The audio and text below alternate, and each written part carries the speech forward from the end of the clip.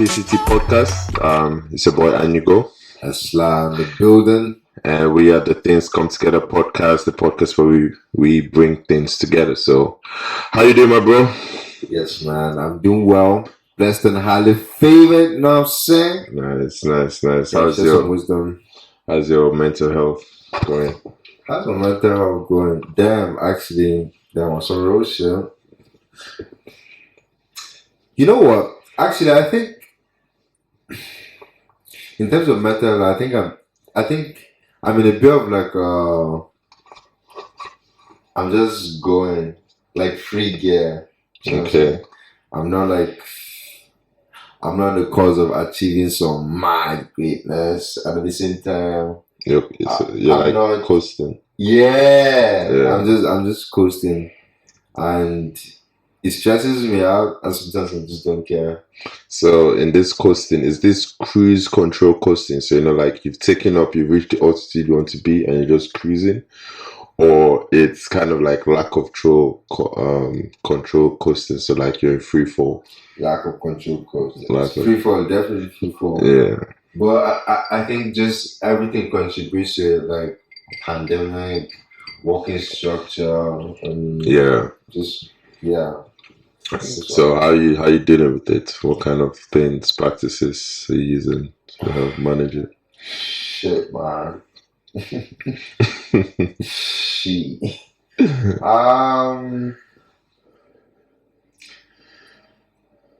I try to gravitate towards spirituality at the Mm-hmm. moment. Mainly spirituality. I say. Spirituality. Yeah. I don't know. I try to affirm or say words of affirmation more, and it doesn't really do all the trick, but it does work. Yeah. I feel so. Yeah. Fair How about enough. you? Fair How's enough. your mental health? It's been a bit tough last couple of weeks. Even had to sign up again to the Calm, subscribe again for a year. Just did a couple meditations. I need to get into a proper habit of doing it, but it's so, I don't know. It's so I don't want to say weird to do, but it's just probably out of habit for me to do now. But yeah, last couple of weeks just been meditation. Yeah, why is he out of habit? Because I'm not used to doing it, so I'm just saying it's like I'm trying to get into it, but it's hard to get into it because I'm not used to doing it. So that's just something I'm struggling trying to get into the habit, because the habit, obviously, if I can do it, just say if you do it 21 days, you form a habit. So hopefully if I can do it 21 days, then I'll get a habit of it. But it's definitely something I want to get a habit of. It's just, however, it's not really. However, I've seen the importance of it, because last couple of weeks my mental health's just been not been bad, but it's kind of been clouded. You get what I'm saying? Based of work, personal life, work, personal life, just the way things are going. It feels like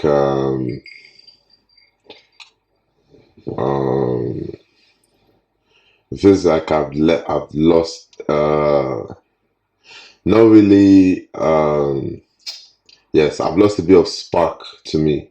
Yeah.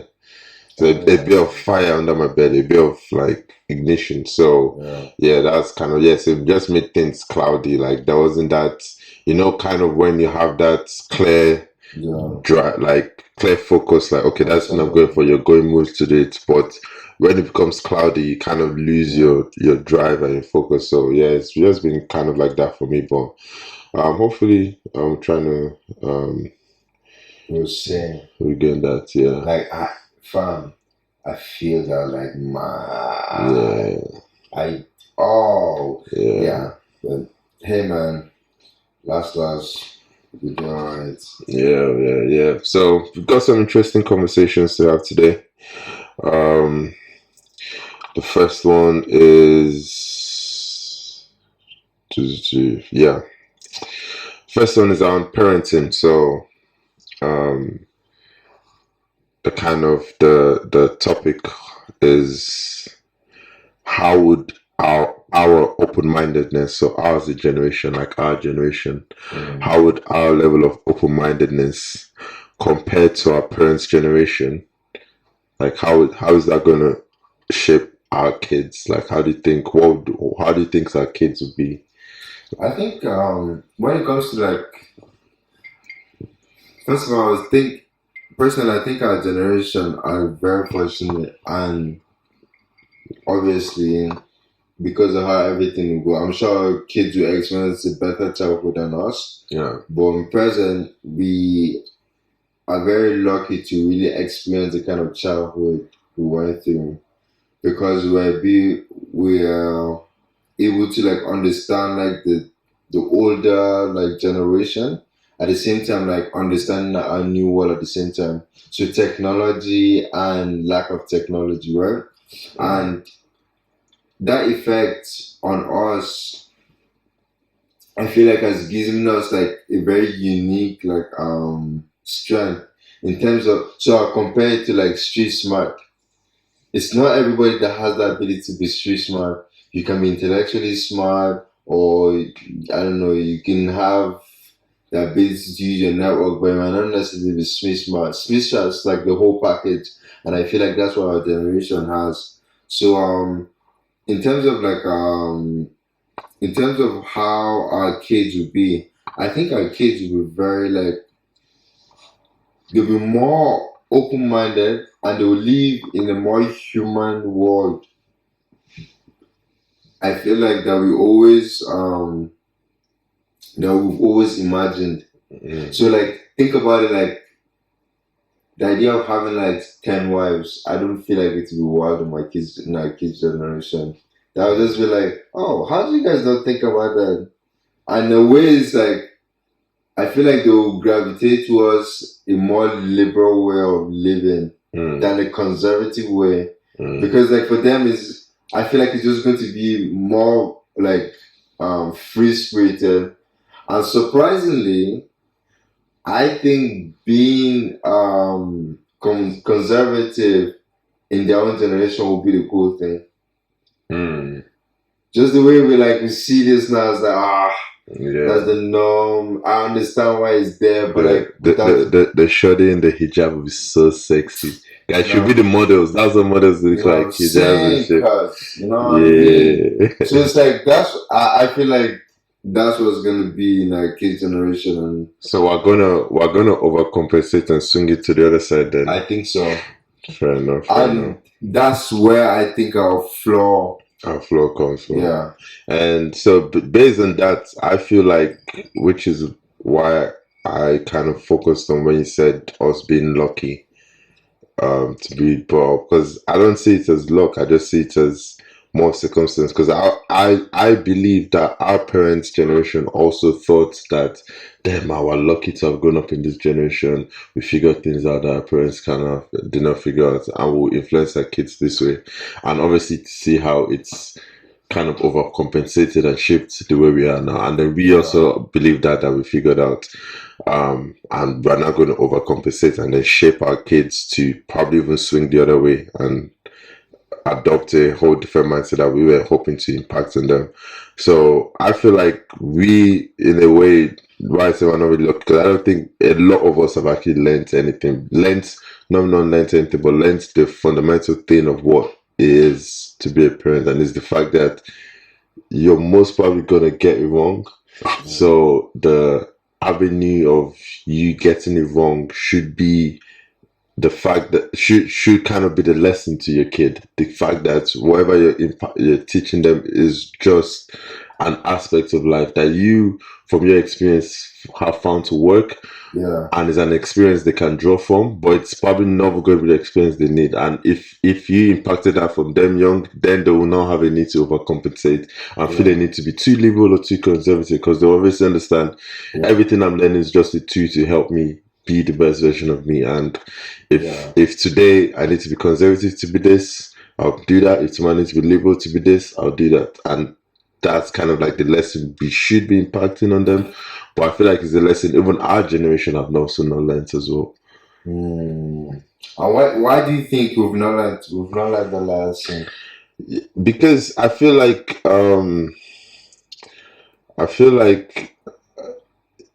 in a way we still have the same way of looking at the problem like our parents did, right? Okay. In sense that um we are sentimental to the connection that we have with this other human being. We're either too sentimental or too desensitized to it, in the sense that we feel the same way our parents probably saw us, right? And saw us like, okay, this is a part of me. I brought this child into the world. This is a part of me. I need to control how the outcome is for this child, right?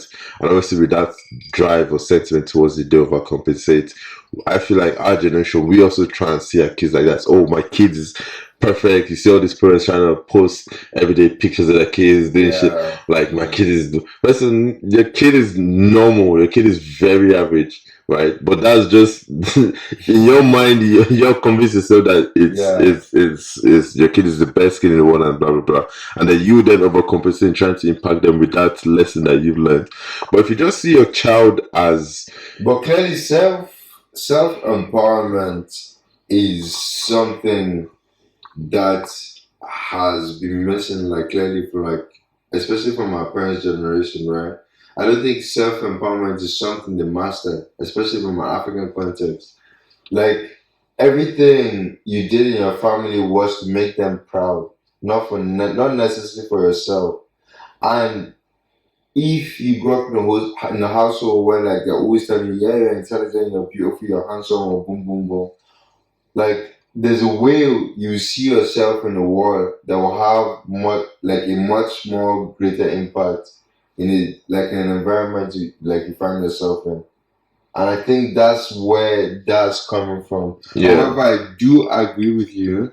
Like by doing that, we might still end up like overcompensating, and because we'll create entitled kids, right? We'll create little Johnny who is entitled and thinks he deserves everything in life, and then he runs into a motherfucker who is more entitled than him, who says, yo, there's levels to this shit, and then that fucks him up mentally, right? And he can say, oh, what the fuck am I doing? Who am I? It fucks up his personality complex, and then leads him to overcompensate with his kids and try to be like, okay, I need to probably establish control of my kids, blah blah blah. And so I feel like regardless of the lack of self-empowerment was the struggle for our parents, the fact that they were still focusing on rectifying the issue from their perspective, like their selfishness, that, oh, I have to fix this issue in the next generation for my own selfish interest, because I want to relive that experience of what would have been perfect to go up with that through my kids.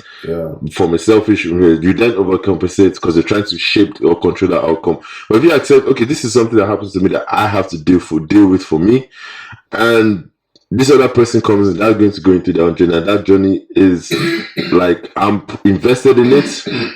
I'm invested in that journey, but it's not a critical journey for me.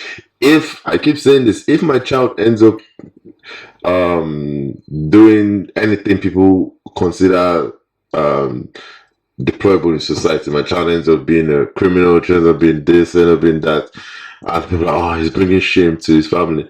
He's not bringing shame to me, man. That's his problem. He's dealing with the state has locked him up. Good. Locking that nigga up. That has nothing to do with me. Because my journey was to make myself a better person. And being a better person is, I would make sure I was trying to be the best version of myself and share my experiences of how to be the best version of myself to other people, for them to learn from, not for them to emulate, because my journey is for me to be the best version of me. So you can never emulate my journey because it will not work for you. You're just supposed to infer and learn from it. So that's how I just tell my kids, like, whatever I'm telling you now is things I'm using for my journey that you can learn from, but it's not things I'm giving you to use for your journey, because it will not help you. Your journey is unique. You need to figure out your own journey. And if we began to see it from that, then at some point we'll solve that problem. But if we keep seeing it as this issue happened with our parents, and then they overcompensate to give us this, and then we realize something is missing, and we overcompensate, we'll keep doing that cycle, and we'll never ever fully get that healthy society that we keep in our heads thinking we're going to create in the next generation, but we never do. But the thing is, like, I hear what you're saying, and I think, to be honest, like I really agree with what you're saying. And for me, my mode of parenting would be just exactly the way you described. But the thing is, like, we live in a society where, like, even some of our generation, they enjoy the ways our parents raised them. No, but it's So true. that's true. That's Like very they're true. actually really proud of that. They're so happy. So it's yeah. like by being proud of that again, as much as we want to do this, we run the risk of still doing the exact same thing in a very different way. And I think like instead of us to allow our kids like free thinking, I think it would be impossible. Because that tradition of always wanting your kids to carry a tradition is just always something I feel like will exist in the human race. It's culture at the end of the day. Yeah. Culture shapes everything we do. And you know, if you raise your kid, you always want to give them an identity.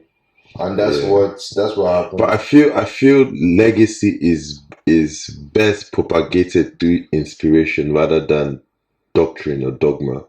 I mean, so if you want to propagate your legacy, if you want to, whatever you believe in to kind of last through the ages or like be spread down, like reach many people or survive even after they die for a long time, right? I feel like it lasts longer if that legacy is derived from an inspirational point of view, like you inspire people to adopt that legacy rather than dogma or doctrine, like you're forcing people to do it. Because anything you force people to do it, at some point they'll rebel and break off. Like we find out that things that have lasted the most longest, ideas and beliefs that we have, it's not ideas that were forced upon us, but it was ideas that we looked for ourselves like, oh, I like this idea and I want to emulate it, right? And that's how you propagate your legacy the longest. So if we have that fundamental drive, like you said, to always want to propagate our legacy, always want to self-preserve in an extended form that our kids become like us in some way. For me, the best way to do that is to actually inspire the kid rather than control the kid or tell the kid or push the kid down this lane, because that would only last for an extent. But the inspiration of the child, you're not really pushing it, but the child's like, damn, I really want to be like that. Like that one will last, regardless of what you do. Like the child will always fight for you because you're as in sparking something from inside him rather than pushing something from external to him. So I feel like that's how, even if yes, fundamentally we all have that driver, and I do want my kids to be like me in some way, but I feel like the best way to go about that is inspiration rather than trying to see how we can control them or manipulate, not only manipulate, but enforce their mindset into that. But you know, in the African setting as well, like that element of respect, and that respect has a very fine, like a very gray margin, rather, sorry. Yeah. And that gray margin means like, I don't know, I mean, don't question my authority, and by saying that, you're losing the ability to understand the situation. And by not understanding the situation, there's no way you can treat it in a very effective manner. You understand? And I feel like that's where the disconnect comes from. So. Yeah, so it's just one of those things. Yeah. No. Facts. Hopefully we do have more of these conversations, and hopefully do have more of these conversations with our parents' generation, but not from a point of criticism or you did this, or even an empathy of I forgive you, anything. I just want to understand what your mindset was, because probably that can help me find a new way of looking at my own context and how I compare to myself. Yeah. Well. Yeah. Cool. Next conversation. This is for all my lovely ladies out there. First of all, for this segment, everything said is for the point of, it's for fictional purposes. All fictional characters, and it's all for entertainment. All for the purpose of entertainment. All for the purpose of entertainment. This is not based on real events. Not based on real events at all. Okay. So, next question is around the legalization and destigmatization of prostitution, right? So the context around this is um not using the word drive, right? But men clearly have a higher affinity for sexual encounters than women do. Like men are much more eager for sexual encounters than women do, right? So, however, women tend to either due to social stigma about having huge social encounters, or to their own personal um, emotional reaction that they have to sex, in which maybe they have sex with someone and become overly attached, right? They are much more guarded on having those sexual encounters, even if they might have the same drive, but they want to preserve themselves in order to make sure that they're having those sexual encounters with someone who is the right person for them, right?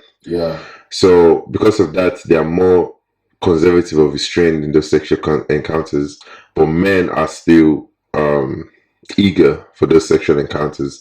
And then when you're having the dating and relationship, you're having people trying to engage and build up a social relationship. At that early stages, you're obviously having a conflict of two interests, right? Where you have the guy who's obviously trying to go for the sexual encounter or engage in the sexual encounter, but a woman who's been more conservative and restrained and like, yeah, she's been more restrained about that sexual encounter, and that usually kind of leads the relationship to break down, because either the guy will feel, damn, I really like this girl, but she's really not doing this thing really I want to do, which I believe most guys have been through that, and then they're considering backing out the relationship. No names, no names mentioned. However, there are some women as well that feel, oh, this guy just wants me for sex, or he's really too much as a sex, but not really getting to know him, and boom, boom, boom, and that kind of breaks down the relationship. So my hypothesis, I'm not saying people cannot find other ways to overcome this social challenge. However, my stipulation is, what if we legalize and destigmatize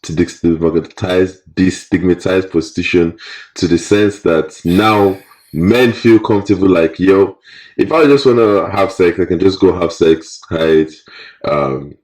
Have sex, clear out my insides, feel fine, feel refreshed, and then I'm benefit from PNC, personal clarity, and I'm able to deal with this girl from a very clear head. I'm not being clouded by my own very non sex, because if I want sex, I can only get sex. So I'm really, really interested in her as a person, and I'm willing to engage with her, and I can go to her pace on that sexual contact, because she's trying to not obviously do that at first before she gets to know me and gets comfortable with me. So, but I'm very patient, and we can actually build this positive, sustainable relationship, because that's fundamental conflict of the sex discussion has been handled by the fact that I'm able to, if you want to knock one out, I can go and knock one out.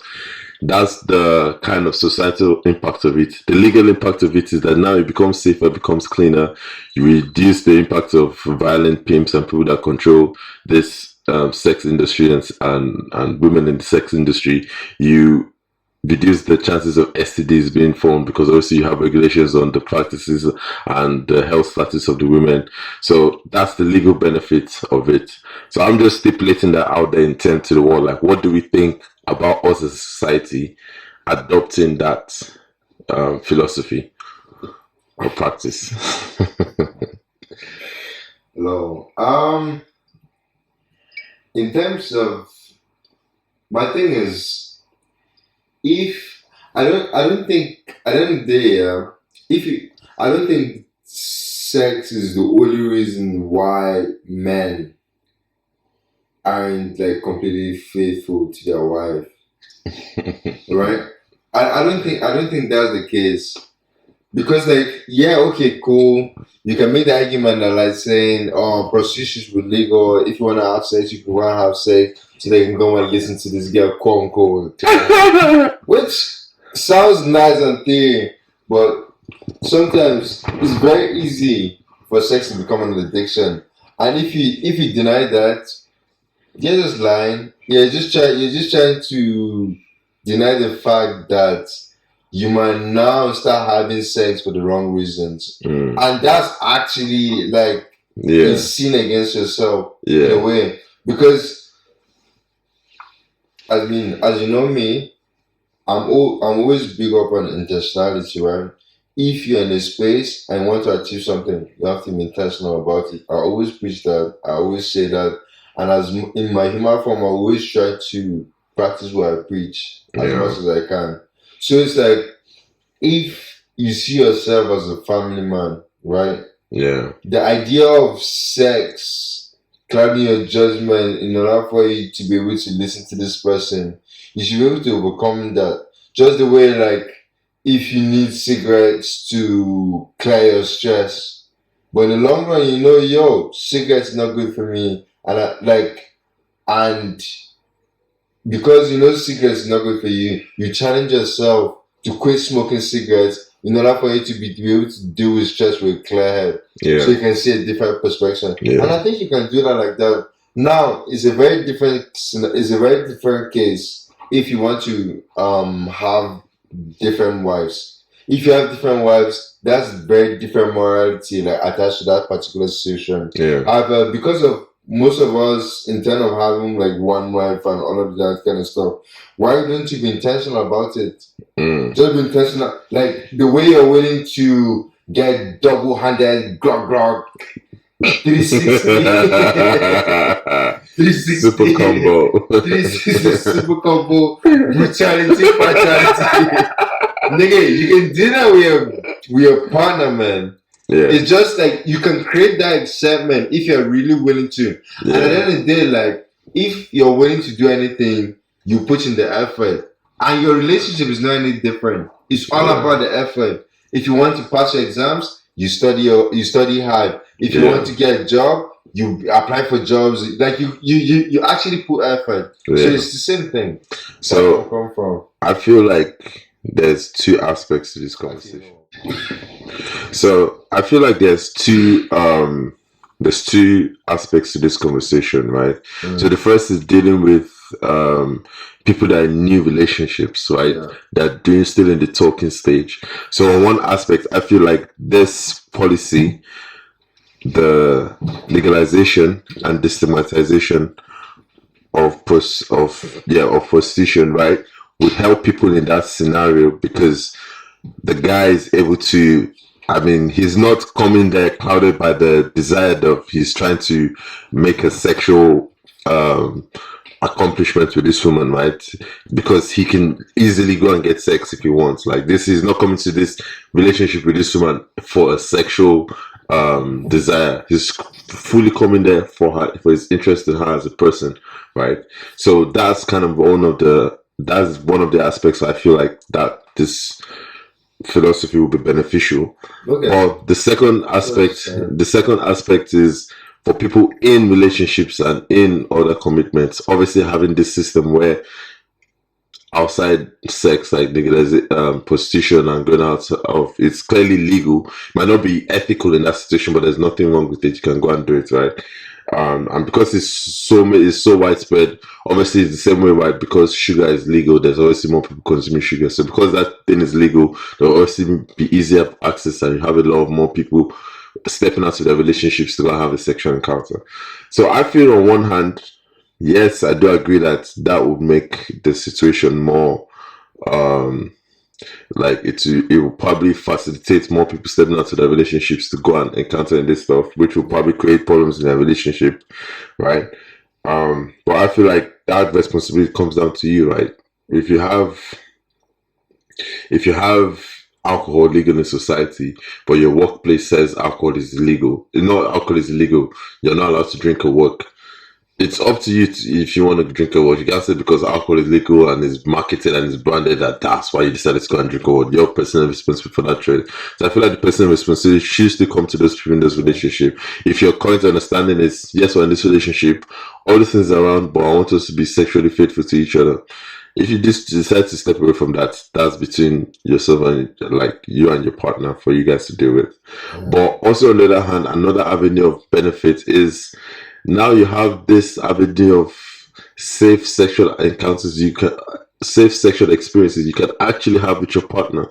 Like if you and your partner are no judgment, because obviously there's no judgment, but you guys are sexually adventurous, and you guys both want to beat yourselves, or even without yourselves, that's the desire you guys want. This is also an avenue for where it's now safe. What you can have is like an assortment. You know what you want. You can go and it's like a Netflix for how Netflix consider all the movies. Now you have all this, you have this industry, all these things consolidated. Anything you think of and you want to do, there's a safe way that you and your partner can go and experience it, which will be something that will be very much stimulating and beneficial to your relationship. So I'm just trying to pose the I'm just trying to pose the positives.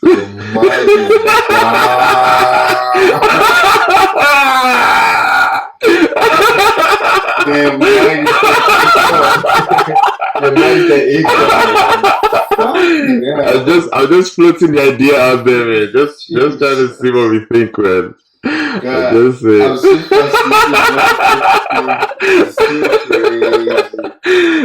Wow.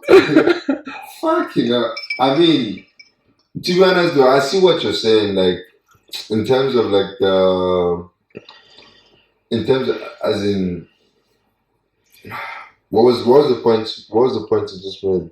The one I just made now. Yeah. The last one. The last one is around having safe sexual experiences with your partner. Yeah. Like I see what you're saying with the safe sexual encounters. Because at this point, like there's a lot of like problems where like cheating leads to like greater consequences where like you go and give your partner like Yeah. that kind of shit. And now it's like, okay, you can reduce that risk, and at the same time too,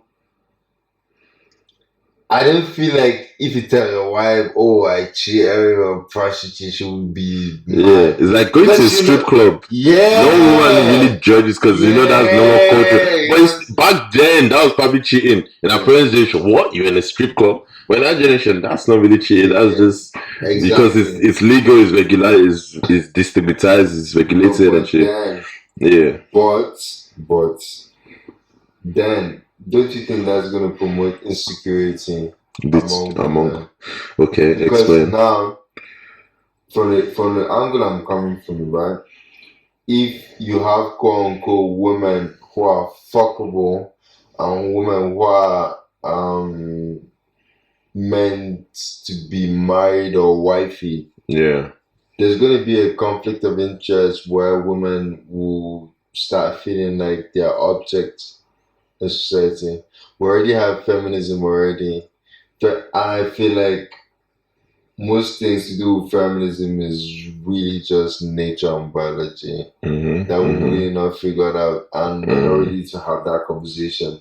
So I feel like if you have this as an additional standard in society, that can spark a whole new different conversation. Yeah, that's true. And I feel like in the female like gender, it's just gonna be like another like, why do we have to do with this? Why can't you guys do it? Because think about it, right?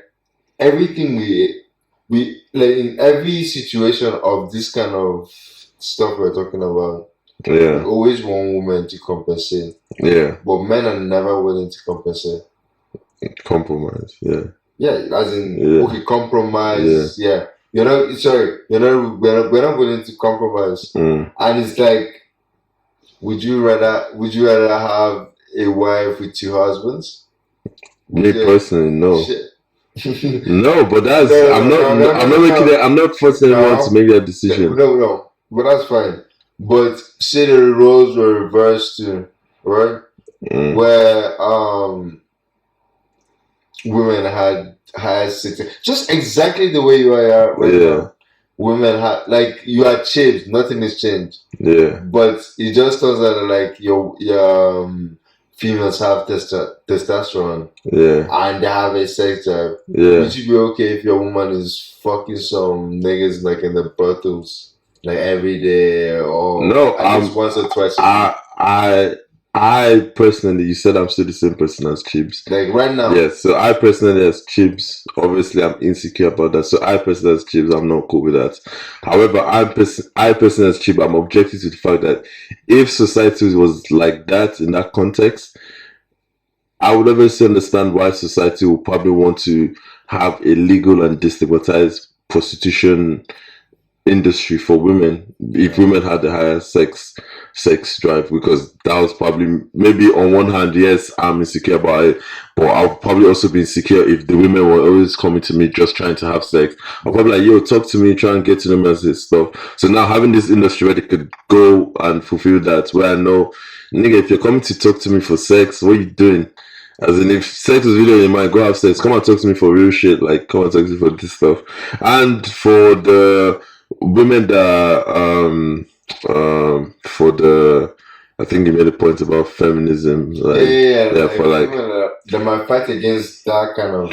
Yeah, and that's completely fair, right? But the point is, because it's legal and destigmatized now, you're allowing an industry where the women can exploit themselves, because the point is someone is going to exploit someone, right? But now you're giving an avenue where is the women exploiting themselves, the same way where you have like strippers, because of strippers industry or things, beautiful OnlyFans, right?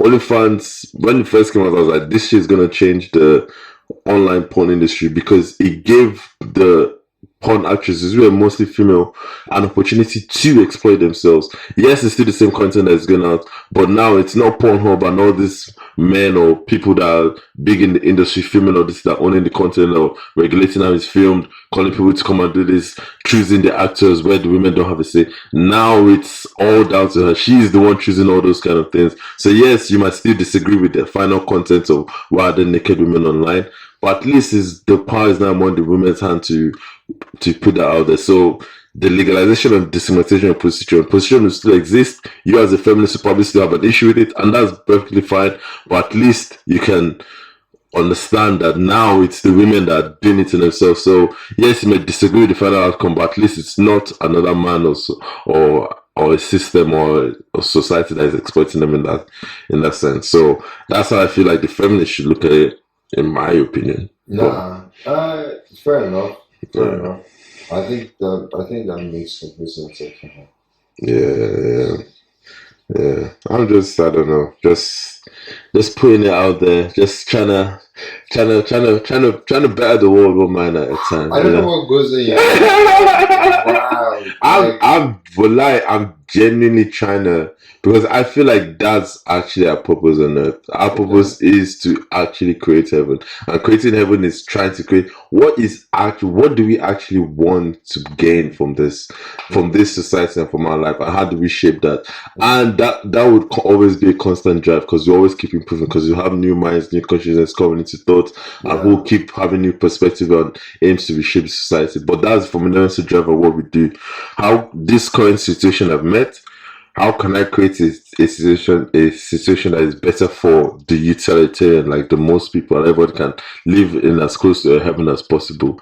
And that's just why I just kind of like, the reason I came up with or thinking about that is there's clearly an issue here which we have in a relationship, and what are the solutions, rather than coming, men always cheat, women always do this, women say, what solution can we do? Let's legalize this, let's do this, let's do that. That's how I feel our minds should be going to, in terms of this conversation. And the way actually, I think like it's almost easier for people to focus on the problem, because there's just a lot of talking points, and the lack of creativity of people, of their ability not to come up with a solution, makes them avoidant of like talking about like potential things of what to do. So even in the context of nights, for example, I can have like a 5-hour conversation of one night is bad. But then if I want to start having conversation of what I can do in night, it was forget about Nigeria, man. Guy, 10 minutes. 10